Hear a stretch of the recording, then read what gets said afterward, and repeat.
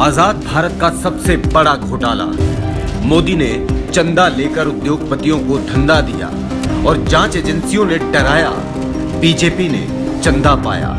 आजाद भारत के इतिहास का यह शायद से सबसे बड़ा स्कैम है। नमस्कार दोस्तों, आज के इंफॉर्मेटिव वीडियो में बात करेंगे चुनावी बॉन्ड या इलेक्टोरल बॉन्ड क्या होता है। वीडियो शुरू करने से पहले मैं आपको कुछ टॉपिक बताऊंगा, उन टॉपिक्स के बारे में कंप्लीट जानकारी लेंगे इलेक्टोरल बॉन्ड या चुनावी बॉन्ड के बारे में। जिस किसी भी पार्टी को आप इलेक्टोरल बॉन्ड डोनेट कर रहे हो तो उस पार्टी के बारे में आपको कैसे पता चलेगा कि यह इस बॉन्ड के लिए एलिजिबल है या नहीं। विवादों के अंदर क्यों आई है चुनावी बॉन्ड स्कीम, चुनावी बॉन्ड से जुड़ी जानकारी, सुप्रीम कोर्ट के द्वारा इस स्कीम को क्यों असंवैधानिक करार दिया गया, सुप्रीम कोर्ट ने इलेक्टोरल बॉन्ड जारी करने वाले बैंक SBI के बारे में क्या कहा, इसी के साथ सबसे ज्यादा चंदा देने वाली कंपनियों के बारे में सुप्रीम कोर्ट ने क्या कहा, यह स्कीम कब लॉन्च की गई और क्या है पूरा मामला। सबसे पहले इस बॉन्ड के ऊपर किसने याचिका लगाई, इलेक्टोरल बॉन्ड कैसे मिलता है और SBI को इलेक्टोरल बॉन्ड की जानकारी देने में दिक्कत क्यों आई, इलेक्टोरल बॉन्ड का मामला कोर्ट क्यों गया, भारत के अंदर ऐसी कौन सी SBI की ब्रांचें हैं जिनके अंदर सबसे ज्यादा बॉन्ड बिके, चंदा देने वाली 20 टॉप कंपनियां और चंदा लेने वाली 10 टॉप पार्टियां।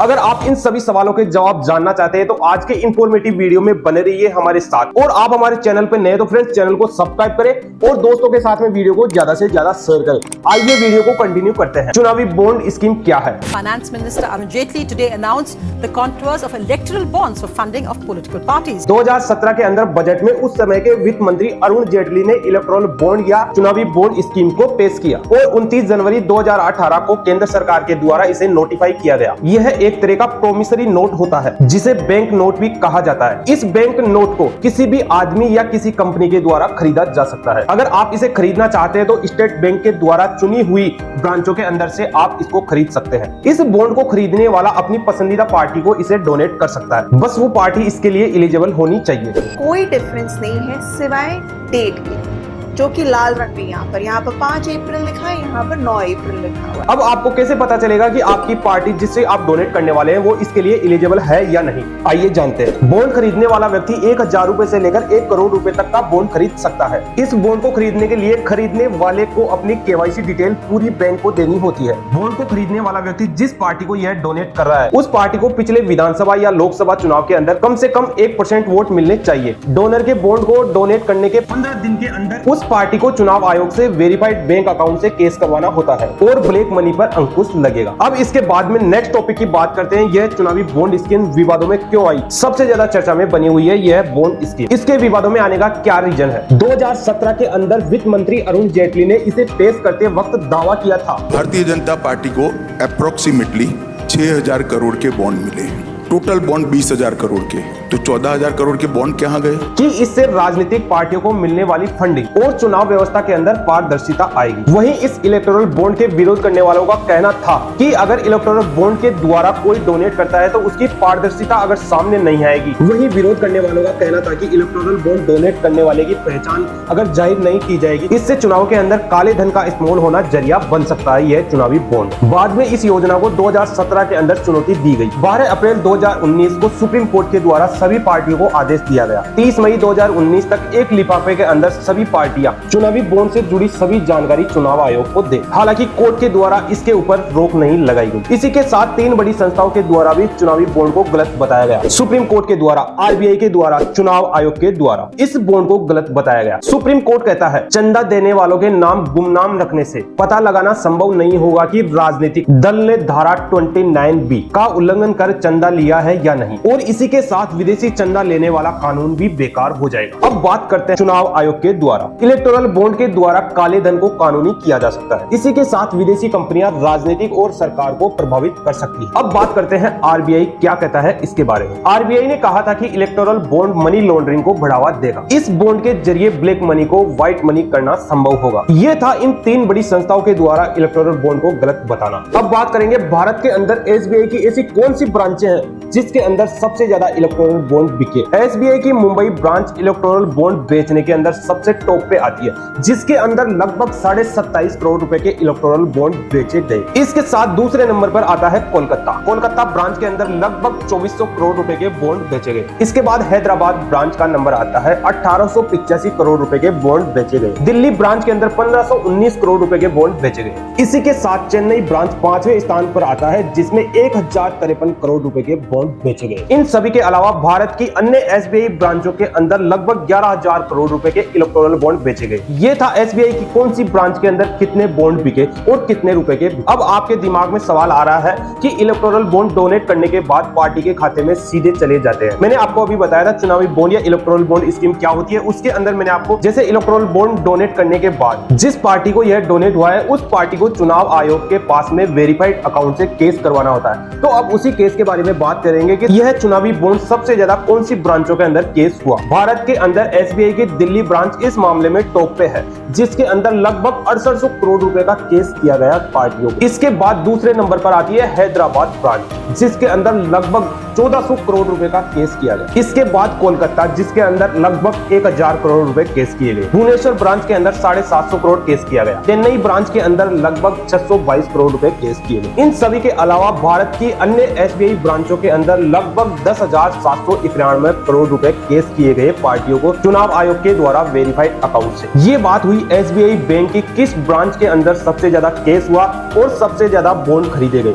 अब बात करते हैं नेक्स्ट टॉपिक के बारे में। गाइज, अगर आपको वीडियो पसंद आ रहा है तो अपने सभी दोस्तों के साथ में शेयर करें, जिससे उनको भी पता चले कि यह इलेक्टोरल बॉन्ड या चुनावी स्कीम क्या है। आजकल सोशल मीडिया पे सभी के पास में एक ही चीज आती है, इलेक्टोरल बॉन्ड स्कीम। इसको जानने के लिए आप अपने सभी दोस्तों के साथ में वीडियो को शेयर जरूर करें। और आपने अभी तक चैनल को सब्सक्राइब नहीं किया है तो फ्रेंड्स चैनल को सब्सक्राइब कर ले। आइए वीडियो को कंटिन्यू करते हैं। एसबीआई को चुनावी बॉन्ड या इलेक्टोरल बॉन्ड का डेटा देने में दिक्कत क्यों आई। इलेक्टोरल बॉन्ड का डेटा भारत की अलग अलग अन्य ब्रांचों से एसबीआई की मेन ब्रांच मुंबई के अंदर भेजा गया। इसके अंदर डोनर्स और पार्टियों की जानकारी अलग अलग है, ताकि डोनर्स की गोपनीयता बनी रहे। डोनर्स की डिटेल देने के लिए हर बॉन्ड के जारी होने की तारीख को डोनर की तरफ से खरीदे गए बॉन्ड की तारीख से मैच करना होगा। फिर इसको पार्टियों की तरफ से केस करवाए गए बॉन्ड की डिटेल से मैच करना होगा। एसबीआई के मुताबिक दोनों जानकारियों का मिलान करना जटिल प्रक्रिया है, इसलिए एसबीआई को इलेक्टोरल बॉन्ड का डेटा देने में दिक्कत आई। अब नेक्स्ट टॉपिक के बारे में बात करेंगे कि कोर्ट के अंदर इलेक्टोरल बॉन्ड के ऊपर सबसे पहले किसने याचिका लगाई। एसबीआई के द्वारा कहा गया था कि हमें बॉन्ड की जानकारी देने में कोई दिक्कत नहीं है, इसके लिए कुछ समय चाहिए। इस बीच कोर्ट का आदेश न मानने का हवाला देकर एसोसिएशन फॉर डेमोक्रेटिक रिफॉर्म यानी कि एडीआर ने एसबीआई के खिलाफ इलेक्टोरल बॉन्ड के खिलाफ एडीआर ने 2018 में जनहित याचिका दायर की और 2024 के अंदर उस पर फैसला आया। एसबीआई की ओर से अब तक इस पर न जानकारी देने के कारण कंटेम्प्ट ऑफ कोर्ट की शिकायत की। हालांकि कोर्ट के द्वारा अवमानना का आदेश नहीं दिया गया। इलेक्टोरल बॉन्ड के जरिए राजनीतिक पार्टियों को चंदे के तौर पर बड़ी रकम मिलती थी। इनकी वैधता के ऊपर सवाल उठाते हुए एसोसिएशन फॉर डेमोक्रेटिक रिफॉर्म यानी कि एडीआर के द्वारा कोर्ट में याचिका लगाई गई। एसबीआई के द्वारा 12 अप्रैल 2019 से लेकर अब तक कुल 22,217 इलेक्टोरल बॉन्ड इशू किए। सवाल यही है कि 22,217 इलेक्टोरल बॉन्ड की जानकारी देने के लिए एसबीआई बैंक को 4 महीने का समय क्यों चाहिए। फिर ये लोग रोना रोते हैं कि हमें गोदी मीडिया क्यों बुलाते हो, इसलिए बुलाते हैं। इस इलेक्टोरल बॉन्ड की पारदर्शिता लाने के लिए एडीआर ने कोर्ट में याचिका लगाई। अब बात करेंगे चंदा देने वाली 10 टॉप कंपनियों के बारे में। तुम मुझे चंदा दो, मैं तुम्हें धंधा दूंगा, और चंदा नहीं दिया तो ईडी का फंदा दूंगा। चंदा देने वाली टॉप कंपनियों के अंदर सबसे ऊपर आती है फ्यूचर गेमिंग और होटल सर्विसेज पीआर, जिसके द्वारा 1368 करोड़ रुपए का चंदा दिया गया। दूसरे स्थान पर आती है मेगा इंजीनियरिंग, जिसके द्वारा 966 करोड़ रुपए का चंदा दिया गया। Quick supply chain private limited, जिसके द्वारा 410 करोड़ रुपए का चंदा दिया गया। वेदांता लिमिटेड के द्वारा 400 करोड़ रुपए का चंदा दिया गया। हल्दिया एनर्जी लिमिटेड के द्वारा 377 करोड़ रुपए का चंदा दिया गया। भारतीय ग्रुप के द्वारा 247 करोड़। एसएल्स माइनिंग एंड इंडस्ट्रीज लिमिटेड के द्वारा 224 करोड़ रुपए का चंदा दिया गया। Western UP power transmission company limited के द्वारा 220 करोड़ रुपए का चंदा दिया गया। Keventer food park infra limited के द्वारा 194 करोड़ रुपए का चंदा दिया गया। अब लास्ट के अंदर 10वीं कंपनी आती है मदन लाल लिमिटेड,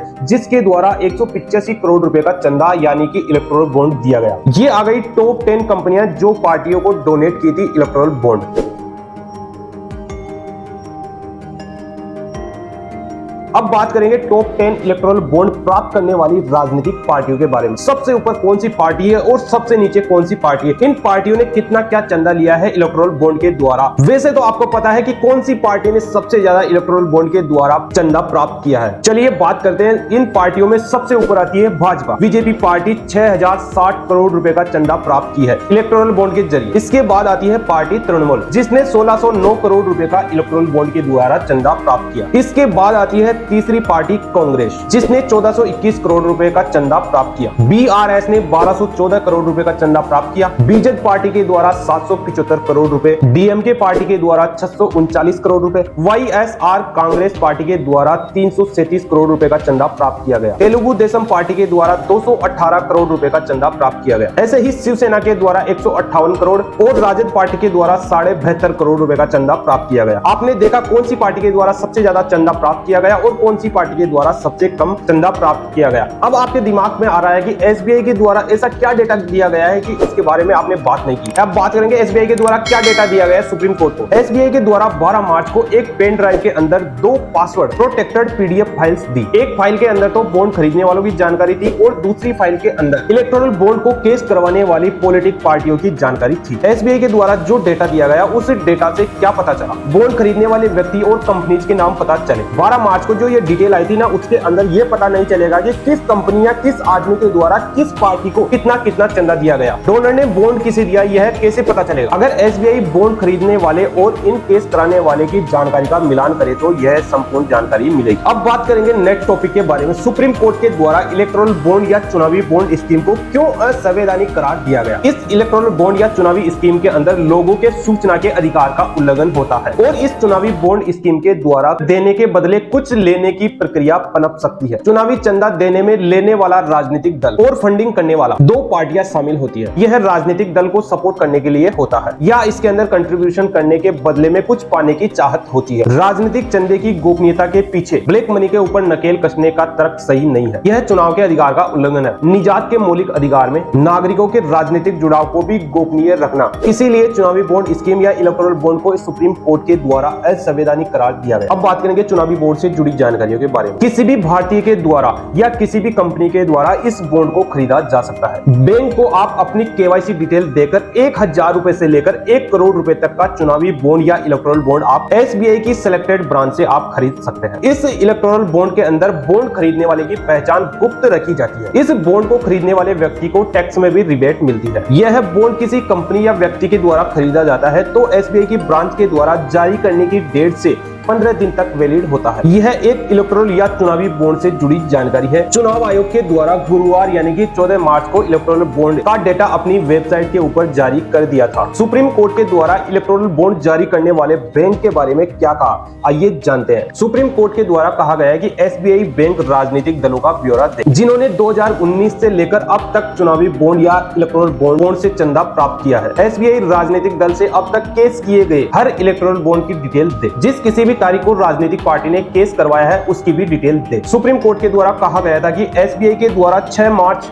2024 को इसका डेटा कंप्लीट चुनाव आयोग को दे, लेकिन 14 मार्च को एसबीआई के द्वारा यह डिटेल चुनाव आयोग को दी गई। कांग्रेस ने मोदी सरकार के ऊपर हफ्ता वसूली का आरोप लगाया। कांग्रेस के द्वारा इसे पीएम हफ्ता वसूली योजना का नाम दिया गया। इलेक्टोरल बॉन्ड के द्वारा बीजेपी को चंदा न देने पर 21 ऐसी फर्में हैं उन कंपनियों को ईडी, सीबीआई और इनकम टैक्स की जांच का सामना करना पड़ा। भारतीय जनता पार्टी को इलेक्टोरल बॉन्ड या चुनावी बॉन्ड स्कीम के द्वारा सबसे ज्यादा चंदा प्राप्त किया। इलेक्टोरल बॉन्ड का डेटा अभी सामने आया है। बीजेपी के द्वारा कुल 6985.5 करोड़ रुपए के चुनावी बॉन्ड केस करवाए गए। बीजेपी पार्टी को 2019-20 के अंदर सबसे ज्यादा 2555 करोड़ रुपए मिले। अब टीएमसी की बात करते हैं तो 1397 करोड़ रुपए मिले, जो बीजेपी के बाद दूसरी सबसे बड़ी पार्टी बनी इलेक्टोरल बॉन्ड के द्वारा चंदा लेने, जिसे 1000 करोड़ रुपए से ज्यादा चंदा मिले। कांग्रेस इलेक्टोरल बॉन्ड के द्वारा चंदा प्राप्त करने वाली तीसरी बड़ी पार्टी बनी। कांग्रेस ने कुल 1334 करोड़ रुपए का केस करवाया। बीआरएस पार्टी इलेक्टोरल बॉन्ड के द्वारा चंदा प्राप्त करने वाली चौथी सबसे बड़ी पार्टी बनी। उसके द्वारा 1322 करोड़ रुपए के बॉन्ड केस करवाए। करवाएगी। एसपी को 14 करोड़, अकाली दल को 7.26 करोड़, एडीआई को 6.05 करोड़, नेशनल कॉन्फ्रेंस को 50 लाख रुपए मिले। सो गाइस, आज का इंफॉर्मेटिव वीडियो यहीं तक है। आपने अभी तक पूरा इंफॉर्मेटिव वीडियो देखा, आपको वीडियो कैसा लगा कमेंट बॉक्स में कमेंट जरूर करें